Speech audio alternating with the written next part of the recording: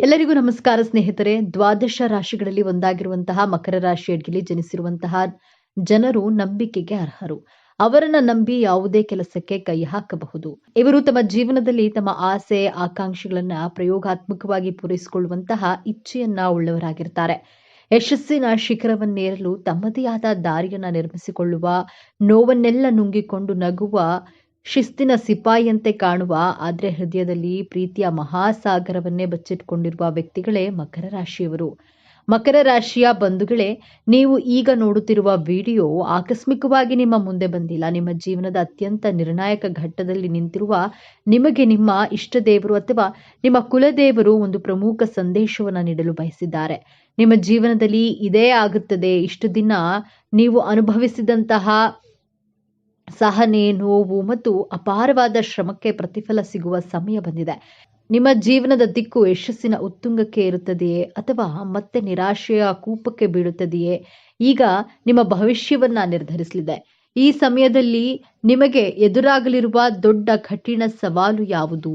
ಅದರಿಂದ ನೀವು ಪಾರಾಗೋದು ಹೇಗೆ ತಿಳಿಯಲು ಈ ವಿಡಿಯೋವನ್ನ ಸಂಪೂರ್ಣವಾಗಿ ನೋಡಿ. ಯಾಕಂದ್ರೆ ಇದು ನಿಮಗಾಗಿ ಬಂದಿರುವ ದೈವಿಕ ಸಂದೇಶ. ಹಾಗೆ ಓಂ ಶನೇಶ್ವರಾಯ ನಮಃ ಎಂದು ಕಾಮೆಂಟ್ ಮಾಡಿ. ಹಾಗೆ ವಿಡಿಯೋಗೆ ಲೈಕ್ ಮಾಡಿ.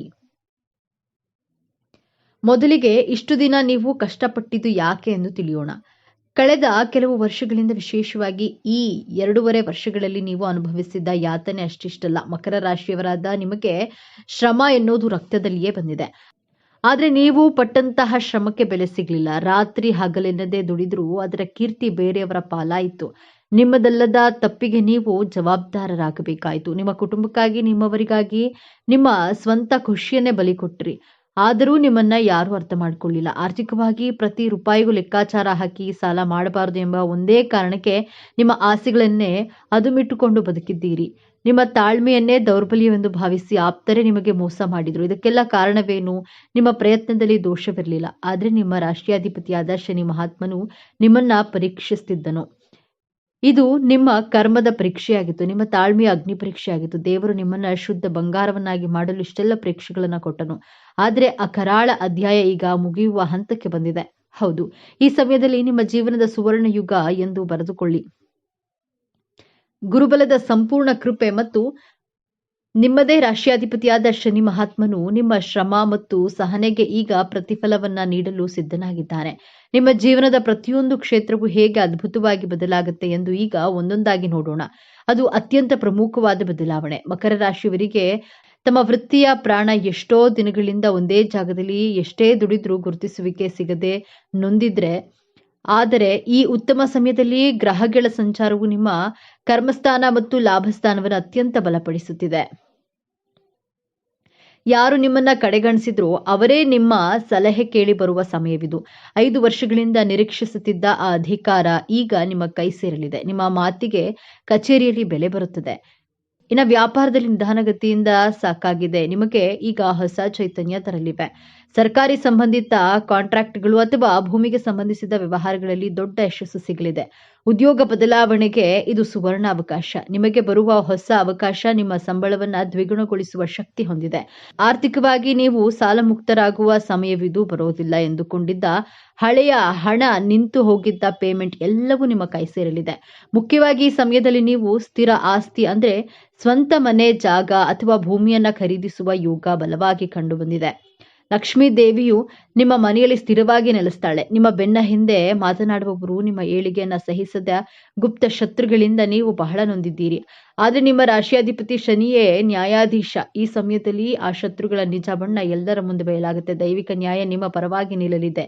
ಇನ್ನು ಆಸ್ತಿ ವಿವಾದ, ಸುಳ್ಳು ಕೇಸುಗಳು ಅಥವಾ ಯಾವುದೇ ಕೋರ್ಟ್ ಕಚೇರಿ ವಿಚಾರಗಳಲ್ಲಿ ಸಿಲುಕಿ ವರ್ಷಗಳಿಂದ ಕಷ್ಟಪಟ್ಟಿದ್ದು ಸಾಕು. ಈಗ ನಿಮಗೆ ವಿಜಯ ನಿಶ್ಚಿತ. ನಿಮ್ಮ ಮೇಲಿದ್ದ ಅಪವಾದಗಳು ಸುಳ್ಳು ಎಂದು ಸಾಬೀತಾಗುತ್ತದೆ. ನಿಮ್ಮ ಗೌರವ, ನಿಮ್ಮ ಆಸ್ತಿ ನಿಮಗೆ ಮರಳಿ ಸಿಗಲಿದೆ. ನೀವು ಕೆಲಸದ ಒತ್ತಡದಲ್ಲಿ ಕುಟುಂಬವನ್ನ ನಿರ್ಲಕ್ಷಿಸುತ್ತಿದ್ದೀರಿ ಎಂಬ ಆರೋಪ ನಿಮ್ಮ ಮೇಲಿತ್ತು. ನಿಮ್ಮ ಸಂಗಾತಿಯೊಂದಿಗೆ ಸಣ್ಣ ಸಣ್ಣ ವಿಷಯಕ್ಕೂ ಮನಸ್ತಾಪ ಉಂಟಾಗ್ತಿತ್ತು. ಆದರೆ ಈಗ ಈ ಶುಭ ಸಮಯದಲ್ಲಿ ನಿಮ್ಮ ನಡುವಿನ ಎಲ್ಲಾ ತಪ್ಪು ತಿಳುವಳಿಕೆಗಳು ದೂರವಾಗಿ ಅನ್ಯೋನ್ಯತೆ ಹೆಚ್ಚಾಗುತ್ತೆ. ನಿಮ್ಮ ತ್ಯಾಗವನ್ನ ನಿಮ್ಮ ಕುಟುಂಬಸ್ಥರು ಅರ್ಥ ಮಾಡ್ಕೊಳ್ತಾರೆ. ಇನ್ನು ಮದುವೆಯಾಗದ ಮಕರ ರಾಶಿಯ ಯುವಕ ಯುವತಿಯರಿಗೆ ನೀವು ಬಯಸಿದಂತೆ ಒಂದು ಗಂಭೀರ ಮತ್ತು ಸ್ಥಿರವಾದ ಸಂಬಂಧ ಕೂಡಿ ಬರಲಿದೆ. ನಿಮ್ಮ ಮದುವೆ ನಿಶ್ಚಯವಾಗುವ ಎಲ್ಲಾ ಸಂಭವವಿದೆ. ಹಾಗೆಯೇ ಸಂತಾನ ಭಾಗ್ಯಕ್ಕಾಗಿ ಕಾಯುತ್ತಿದ್ದ ದಂಪತಿಗಳಿಗೆ ನಿಮ್ಮ ಮನೆತನದ ಕುಲದೀಪ ಆಗಮನದ ಶುಭ ಸುದ್ದಿ ನಿಮ್ಮ ಕಿವಿಗೆ ಬೀಳಲಿದೆ. ನಿಮ್ಮ ವಂಶ ಬೆಳಗಲಿದೆ. ನಿಮ್ಮ ಮಕ್ಕಳ ಭವಿಷ್ಯದ ಬಗ್ಗೆ, ಅವರ ಓದಿನ ಬಗ್ಗೆ ನಿಮಗೆ ದೊಡ್ಡ ಚಿಂತೆಯಾಗಿದ್ದು, ಆದರೆ ಇದೀಗ ನಿಮ್ಮ ಮಕ್ಕಳಲ್ಲಿ ಅದ್ಭುತವಾದ ಜವಾಬ್ದಾರಿಯುತ ಬದಲಾವಣೆಗಳನ್ನು ಕಾಣ್ತೀರಿ. ಅವರೇ ಆಸಕ್ತಿಯಿಂದ ಓದಲು ಪ್ರಾರಂಭಿಸ್ತಾರೆ. ಉನ್ನತ ಶಿಕ್ಷಣಕ್ಕಾಗಿ ಅವರು ಬಯಸಿದ ಜಾಗ, ಸೀಟು ಸಿಗಲಿದೆ. ನಿಮ್ಮ ಆರೋಗ್ಯದಲ್ಲಿ ದೀರ್ಘಕಾಲದಿಂದ ಕಾಡ್ತಾ ಇದ್ದ ಸಮಸ್ಯೆಯೊಂದು ಪರಿಹಾರವಾಗಿ ಮನಸ್ಸಿಗೆ ನೆಮ್ಮದಿ ಸಿಗಲಿದೆ. ಇಷ್ಟೆಲ್ಲ ಅದ್ಭುತ ಯಶಸ್ಸು, ಹಣ, ಗೌರವ, ಸಂಬಂಧಗಳು ಎಲ್ಲವೂ ನಿಮ್ಮದಾಗಲಿದೆ. ಆದ್ರೆ ನಿಮ್ಮ ಮುಂದೆ ಒಂದು ಅತ್ಯಂತ ಕಷ್ಟಕರವಾದ ಸವಾಲು ಕೂಡ ಎದುರಾಗುತ್ತೆ. ಈ ಸವಾಲನ್ನ ನೀವು ಗೆಲ್ಲಲೇಬೇಕು. ಆ ಸವಾಲು ಹೊರಗಿನಿಂದ ಬರೋದಿಲ್ಲ, ಅದು ನಿಮ್ಮ ಒಳಗಿನಿಂದಲೇ ಬರುತ್ತದೆ. ಆ ಸವಾಲೇ ನಿಮ್ಮ ನಿರಾಶವಾದ ಮತ್ತು ಮೊಂಡುತನ. ಹೌದು, ಮಕರ ರಾಶಿಯವರೇ, ನಿಮ್ಮ ರಾಶಿಯಾಧಿಪತಿ ಶನಿ ನಿಮಗೆ ಅಪಾರವಾದ ಸಹನೆ ಕೊಟ್ಟಿದ್ದಾನೆ, ಆದರೆ ಜೊತೆಗೆ ನಿರಾಶವಾದವನ್ನ ಕೊಟ್ಟಿದ್ದಾನೆ. ಅನಿರೀಕ್ಷಿತ ಯಶಸ್ಸು, ಹಣ, ಅಧಿಕಾರ ನಿಮ್ಮ ಕೈಗೆ ಬಂದಾಗಲೂ ನಿಮ್ಮ ಮನಸ್ಸು ಇದೆಲ್ಲ ನಿಜವೇ, ಎಷ್ಟು ದಿನ ಇರುತ್ತದೆಯೋ, ಖಂಡಿತ ಇದರ ಹಿಂದೆ ಕೆಟ್ಟದ್ದೇನೋ ನಡೆಯುತ್ತದೆ ಎಂಬ ಅನುಮಾನ ಬರುತ್ತೆ. ಈ ಅನುಮಾನವೇ ನಿಮ್ಮ ದೊಡ್ಡ ಶತ್ರು. ಈ ಸಮಯದಲ್ಲಿ ನಿಮ್ಮ ಮೊಂಡುತನ ಹೆಚ್ಚಾಗಬಹುದು. ನಾನು ಹಿಡಿದಿದ್ದೇ ದಾರಿ, ನನ್ನ ನಿರ್ಧಾರವೇ ಸರಿ ಎಂದು ಭಾವಿಸಿ ನಿಮ್ಮ ಆಪ್ತರ, ನಿಮ್ಮ ಜೀವನ ಸಂಗಾತಿಯ ಮಾತುಗಳನ್ನ ನೀವು ಕಡೆಗಣಿಸಬಹುದು. ನಿಮ್ಮ ಯಶಸ್ಸನ್ನ ಸಂಭ್ರಮಿಸೋದನ್ನ ಬಿಟ್ಟು ಒಂಟಿಯಾಗಿ ಕೂರಬಹುದು. ಈ ಒಂದು ದೊಡ್ಡ ತಪ್ಪಿನಿಂದ ನಿಮ್ಮ ಕೈಗೆ ಬಂದ ಭಾಗ್ಯವನ್ನ ನೀವೇ ಅನುಭವಿಸದಂತೆ ಆಗಬಹುದು. ನಿಮ್ಮ ಆಪ್ತರು ನಿಮ್ಮಿಂದ ದೂರವಾಗಬಹುದು. ಯಶಸ್ಸನ್ನ ಪಡೆಯೋದು ಎಷ್ಟು ಮುಖ್ಯವೋ ಅದನ್ನ ಸಂಭ್ರಮಿಸೋದು ಮತ್ತು ಹಂಚಿಕೊಳ್ಳೋದು ಅದಕ್ಕಿಂತಲೂ ಮುಖ್ಯ. ಹಾಗಾದ್ರೆ ಈ ದೊಡ್ಡ ಸಮಸ್ಯೆಯಿಂದ ಪಾರಾಗುವುದು ಹೇಗೆ? ಈ ಯಶಸ್ಸನ್ನ ಶಾಶ್ವತವಾಗಿ ಉಳಿಸ್ಕೊಳ್ಳುವುದು ಹೇಗೆ? ಪರಿಹಾರ ತುಂಬಾ ಸರಳವಾಗಿದೆ, ಆದ್ರೆ ಇದನ್ನ ನೀವು ಅತ್ಯಂತ ಶ್ರದ್ಧೆಯಿಂದ ಪಾಲಿಸಬೇಕು. ನಿಮ್ಮ ರಾಶಿಯಾಧಿಪತಿ ಶನಿ ಮಹಾತ್ಮನು ಸೇವೆಯಿಂದ ಮಾತ್ರ ಸಂತುಷ್ಟನಾಗ್ತಾನೆ.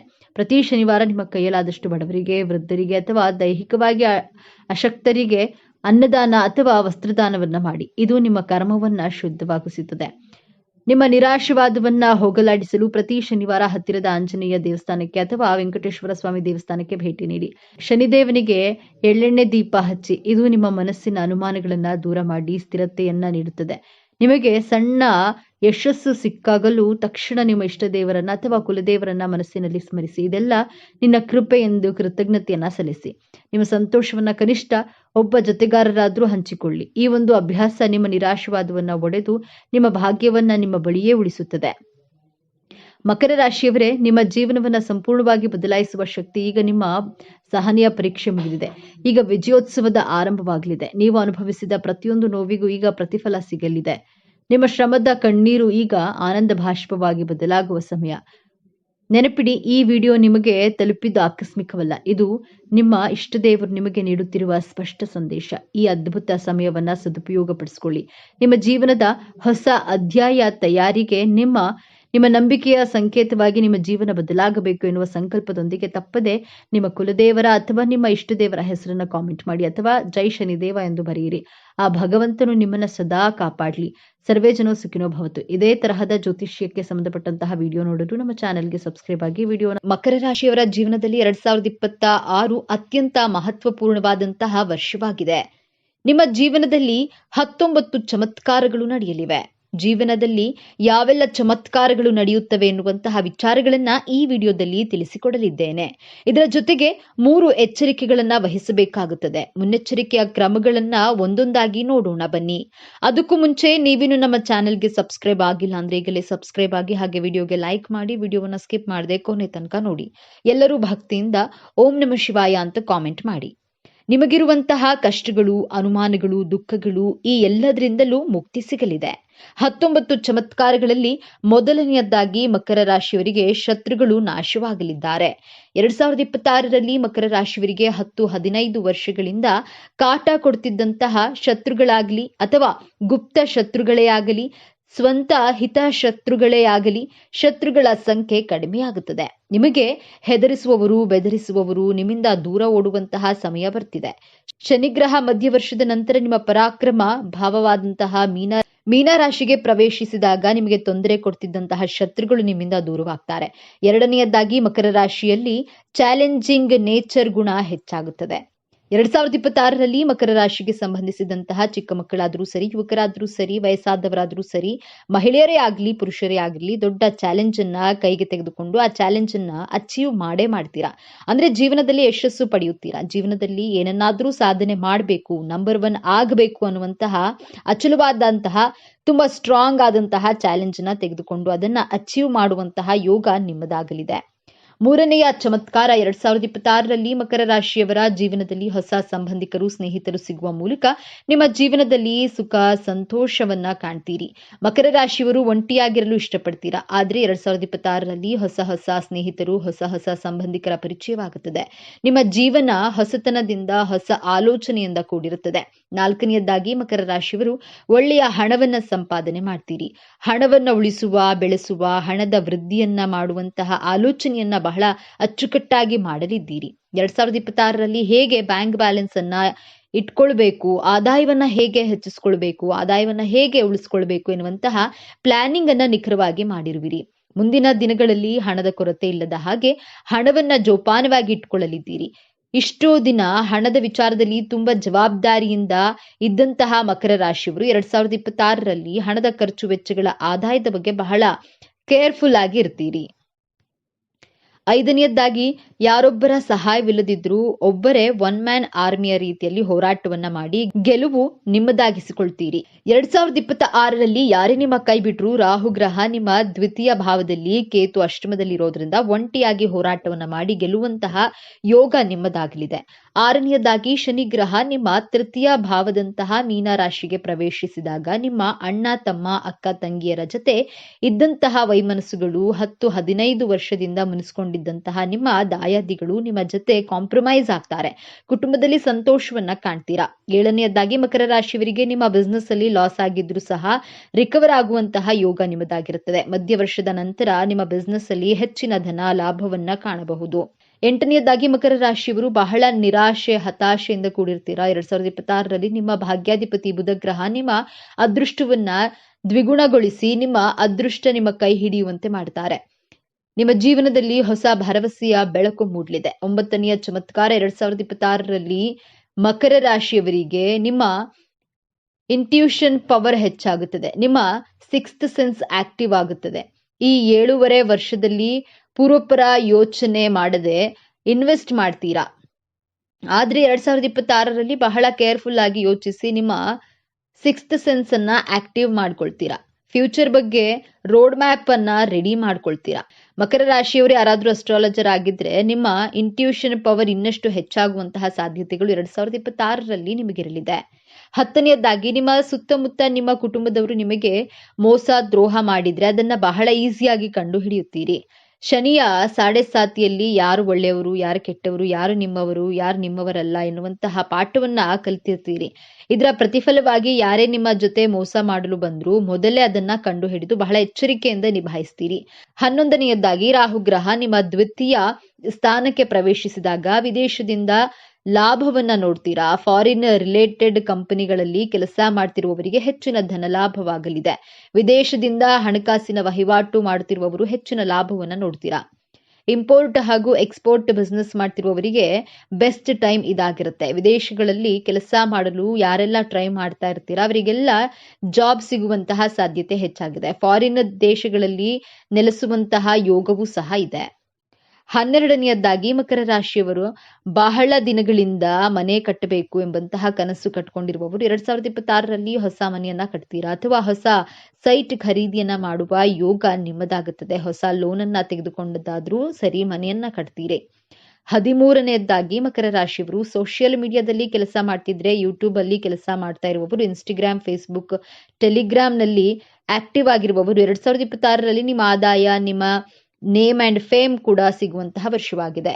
14ನೆಯದಾಗಿ ಮಕರ ರಾಶಿಯವರು ಸರ್ಕಾರಿ ನೌಕರಿಯಲ್ಲಿದ್ದು ಕಾರಣಾಂತರಗಳಿಂದ ಕೆಲಸದಿಂದ ಸಸ್ಪೆಂಡ್ ಆಗಿದ್ರೆ, ನಿಮ್ಮ ಮೇಲೆ ದೊಡ್ಡ ಆರೋಪವನ್ನ ಹೊರಿಸಿ ಕೆಲಸದಿಂದ ತೆಗೆದು ಹಾಕಿದ್ರೆ ಮತ್ತೆ ನಿಮ್ಮ ಮೇಲಿನ ಆರೋಪಗಳು ಸುಳ್ಳು ಅಂತ ಸಾಬೀತಾಗಿ ಮತ್ತೆ ಕೆಲಸ ಸಿಗುವಂತಹ ಚಮತ್ಕಾರಗಳು ನಡೆಯಲಿದೆ. 2026ರಲ್ಲಿ 15ನೆಯದಾಗಿ ಮಕರ ರಾಶಿಯವರಿಗೆ ಅನಾರೋಗ್ಯ ಸಮಸ್ಯೆಗಳಿದ್ರೆ ಒಳ್ಳೆಯ ಟ್ರೀಟ್ಮೆಂಟ್ ಸಿಗೋದ್ರ ಮೂಲಕ ನಿಮ್ಮ ಕಾಯಿಲೆಗಳು ಸಂಪೂರ್ಣವಾಗಿ ಗುಣವಾಗುತ್ತದೆ. ಉತ್ತಮ ಆರೋಗ್ಯವಂತರಾಗಿರ್ತೀರಿ.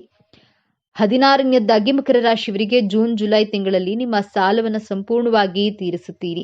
ಸಾಲಗಳಿಂದ ಮುಕ್ತಿ ಹೊಂದುವಂತಹ ಚಮತ್ಕಾರವಾಗುತ್ತದೆ. 17ನೇದಾಗಿ ಮಕರ ರಾಶಿಯವರ ಕೆಲಸ ಹಾಗೂ ಬಿಸ್ನೆಸ್ ಅಲ್ಲಿ ಇದ್ದಂತಹ ಅಡೆತಡೆಗಳು, ತೊಂದರೆಗಳು ಎಲ್ಲವೂ ಕಡಿಮೆಯಾಗಿ ನಿಮ್ಮ ಜಾಬ್ ಹಾಗೂ ಬಿಸ್ನೆಸ್ಗಳು ಬಹಳ ಚೆನ್ನಾಗಿ ನಡೆಯೋದ್ರ ಮೂಲಕ ನೆಮ್ಮದಿಯ ವರ್ಷವಾಗಿರುತ್ತೆ. 18ನೇದಾಗಿ ಮಕರ ರಾಶಿಯವರು ಜಾಬ್ನಲ್ಲಿ ಪ್ರಮೋಷನ್ಗಾಗಿ ಅಥವಾ ಟ್ರಾನ್ಸ್ಫರ್ಗಾಗಿ ಟ್ರೈ ಮಾಡ್ತಾ ಇದ್ರೆ 2026 ಬೆಸ್ಟ್ ಟೈಮ್ ಅಂತ ಹೇಳಬಹುದು. ನಿಮ್ಮ ಜಾಬ್ ಅಲ್ಲಿ ಟ್ರಾನ್ಸ್ಫರ್ ಆಗುತ್ತೆ ಹಾಗೂ ಜಾಬ್ನಲ್ಲಿ ಪ್ರಮೋಷನ್ಗಳು ಆಗುತ್ತವೆ. 19ನೇದಾಗಿ ಮಕರ ರಾಶಿಯವರ ಮಕ್ಕಳು ಅವರ ವಿದ್ಯಾಭ್ಯಾಸವನ್ನ ಒಳ್ಳೆಯ ಅಚೀವ್ಮೆಂಟ್ ಮಾಡಿ ನೀವು ಹೆಮ್ಮೆ ಪಡುವಂತೆ ಮಾಡ್ತಾರೆ. ತಂದೆ ತಾಯಿಗೆ ಒಳ್ಳೆ ಹೆಸರನ್ನ ತಂದುಕೊಡ್ತಾರೆ. ಮಕರ ರಾಶಿಯವರು ಯಾವ ವಿಚಾರಗಳಲ್ಲಿ ಎಚ್ಚರಿಕೆಯಿಂದ ಇರಬೇಕು ಎಂದು ನೋಡೋಣ. ಶನಿ ಹಾಗೂ ರಾಹು ಗ್ರಹದ ಸಂಯೋಗದಿಂದ ನಿಮ್ಮ ಅಣ್ಣ ತಮ್ಮಂದಿರ ಜೊತೆ ಜಗಳವಾಗಬಹುದು. ಸ್ವಲ್ಪ ಸಮಾಧಾನವಾಗಿರಿ. ಶನಿ ಹಾಗೂ ರಾಹು ಗ್ರಹ 2 ತಿಂಗಳು ಮೀನ ರಾಶಿಯಲ್ಲಿ ಇದ್ದಾಗ ನೀವು ಬಹಳ ಕೇರ್ಫುಲ್ ಆಗಿ ಇರಬೇಕಾಗುತ್ತೆ. ಮಧ್ಯ ವರ್ಷದ ನಂತರ ಎಲ್ಲವೂ ಸರಿ ಹೋಗುತ್ತದೆ. ಈ ಸಮಯದಲ್ಲಿ ಹಣದ ಹೂಡಿಕೆಯನ್ನ ಮಾಡಬೇಡಿ. ಹಣಕಾಸಿನ ವಿಚಾರದಲ್ಲಿ ಎಚ್ಚರಿಕೆಯಿಂದ ಇರಬೇಕಾಗುತ್ತೆ. ಗುರುಗ್ರಹ ಮಿಥುನ ರಾಶಿಗೆ ಪ್ರವೇಶಿಸಿದಾಗ ಸ್ತ್ರೀಯರಿಂದ, ಮಹಿಳೆಯರಿಂದ ನಿಮಗೆ ತೊಂದರೆಗಳು, ಅಪವಾದಗಳು ಬರುವಂತಹ ಚಾನ್ಸಸ್ ಇರಲಿದೆ. ಆದ್ದರಿಂದ ಹೆಣ್ಣುಮಕ್ಕಳ ವಿಚಾರದಲ್ಲಿ ಈ ತಿಂಗಳ ನಂತರ ಬಹಳ ಕೇರ್ಫುಲ್ ಆಗಿ ಇರಬೇಕಾಗುತ್ತೆ. ಗುರುವಾರದ ದಿನ ಹಳದಿ ವಸ್ತ್ರವನ್ನ ದಾನ ಮಾಡೋದ್ರಿಂದ ಈ ಅಪವಾದಗಳಿಂದ ಮುಕ್ತಿಯನ್ನ ಹೊಂದಬಹುದು. ಮಕರ ರಾಶಿಯವರಿಗೆ ನಿಮ್ಮ ವೈವಾಹಿಕ ಜೀವನದಲ್ಲಿ ವೈಮನಸ್ಸುಗಳು, ಮಿಸ್ಅಂಡರ್ಸ್ಟ್ಯಾಂಡಿಂಗ್ ಇದ್ದೇ ಇರುತ್ತೆ. ಆತುರಪಟ್ಟು ಡೈವರ್ಸ್ಗಾಗಿ ಅಪ್ಲೈ ಮಾಡಲು ಹೋಗಬೇಡಿ. ಮಾರ್ಚ್ ತಿಂಗಳ ನಂತರ ನಿಮ್ಮ ವೈವಾಹಿಕ ಜೀವನದಲ್ಲಿ ಇದ್ದಂತಹ ವೈಮನಸ್ಸುಗಳು, ಮಿಸ್ಅಂಡರ್ಸ್ಟ್ಯಾಂಡಿಂಗ್ ದೂರವಾಗುತ್ತೆ. ಆತುರದಿಂದ ನಿರ್ಧಾರವನ್ನ ತೆಗೆದುಕೊಳ್ಳಬೇಡಿ. ಸಮಾಧಾನವಾಗಿರಿ.